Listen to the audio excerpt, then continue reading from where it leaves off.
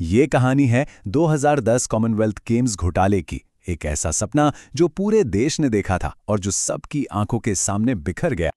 और देखिए, ये मामला सिर्फ पैसों का था ही नहीं। हजारों करोड़ का नुकसान तो हुआ ही, लेकिन दांव पर तो कुछ और ही लगा था। दांव पर लगी थी दुनिया की नजरों में भारत की इज्जत, उसकी छवि।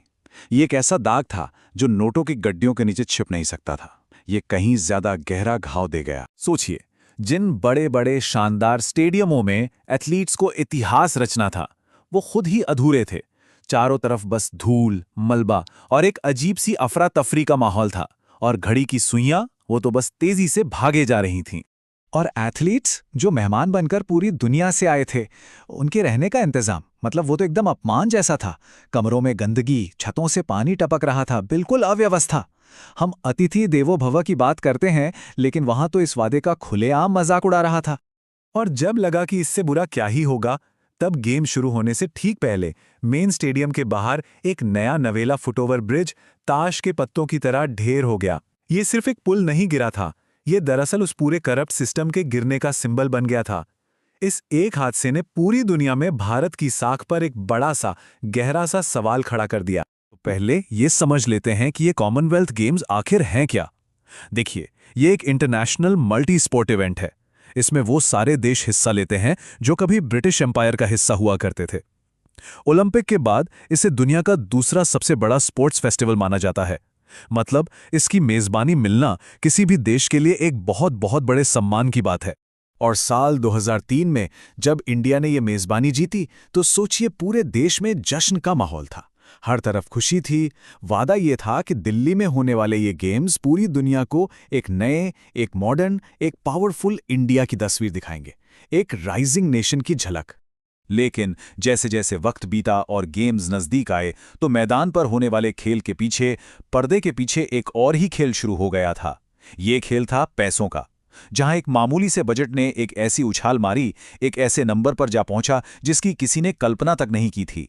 शुरुआत में बजट कितना बताया गया था? करीब करीब 8,000 करोड़ रुपए। हाँ, रकम बड़ी थी, लेकिन देश के सम्मान का सवाल था, तो इसे जरूरी माना गया। लेकिन जब गेम्स खत्म हुए और असली हिसाब किताब सामने आया, तो खर्च पहुंच चुका था 70,000 करोड़ रुपए तक। मतलब शुरुआती बजट से लगभग 9 गुना ज्यादा। सोचकर देखिए, 9 गुना। सवाल तो उठना ही था कि आखिर इतना सारा पैसा गया कहां। और इस पूरे शो के सेंटर में थे ऑर्गेनाइजिंग कमेटी के चेयरमैन सुरेश कलमाड़ी। उन्हीं के हाथों में इस पूरे इवेंट की कमान थी। मतलब इन गेम्स को सफल बनाने की सबसे बड़ी जिम्मेदारी उन्हीं की थी। और फिर जो खुलासे हुए, वो तो होश उड़ा देने वाले थे। करप्शन का लेवल इतना नीचे गिर गया था कि यकीन करना मुश्किल था। मतलब 100 रुपए का टिश्यू पेपर रोल 1,000 रुपए में खरीदा गया।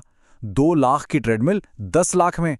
छोटी से छोटी चीज से लेकर बड़ी से बड़ी चीज तक, हर चीज की कीमत को कई गुना बढ़ा चढ़ाकर दिखाया गया था। और इस मामले में सबसे बड़ा बॉम्बशेल गिराया CAG यानी कंट्रोलर एंड ऑडिटर जनरल की रिपोर्ट ने। ये वो संस्था है जो सरकार के सारे खर्चों का हिसाब रखती है। और इस रिपोर्ट ने साफ साफ कह दिया कि टेंडर प्रोसेस से लेकर सामान खरीदने तक हर कदम पर नियम तोड़े गए और देश को हजारों करोड़ का सीधा सीधा नुकसान पहुंचाया गया। तो टाइमलाइन बिल्कुल साफ थी। 2010 में गेम्स हुए, उसी साल के आखिर में CAG रिपोर्ट आई, जिसने घोटाले पर मुहर लगा दी। और फिर 2011 में देश की सबसे बड़ी जांच एजेंसी CBI ने सुरेश कलमाड़ी को अरेस्ट कर लिया। और उस वक्त पूरे देश में बस एक ही भावना थी, गुस्सा। हर कोई यही सोच रहा था कि कैसे कैसे खिलाड़ियों की मेहनत और देश के सम्मान को बेचकर कुछ लोगों ने अपनी जेबें भर लीं।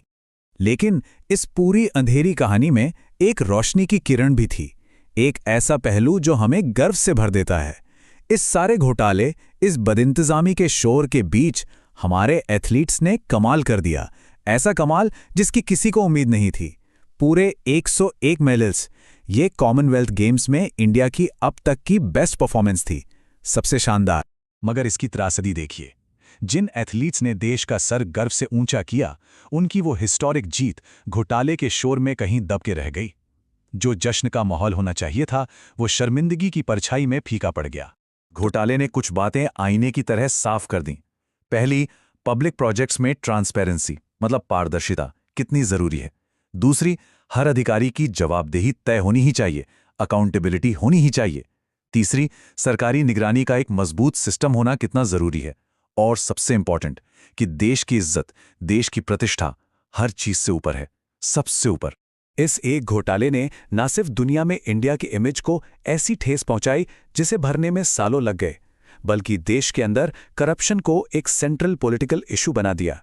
इतना बड़ा मुद्दा कि इसका असर आगे आने वाले कई इलेक्शंस पर भी साफ साफ दिखा। और अंत में ये कहानी हम सबको एक बहुत जरूरी सवाल के सामने लाकर खड़ा कर देती है। हम कहते हैं कि खेल देश को जोड़ते हैं, एक साथ लाते हैं, लेकिन जब उन्हीं खेलों के नाम पर देश को लूटा जाता है तो क्या वही भ्रष्टाचार देश को तोड़ने का काम नहीं करता? इस पर सोचना जरूरी है।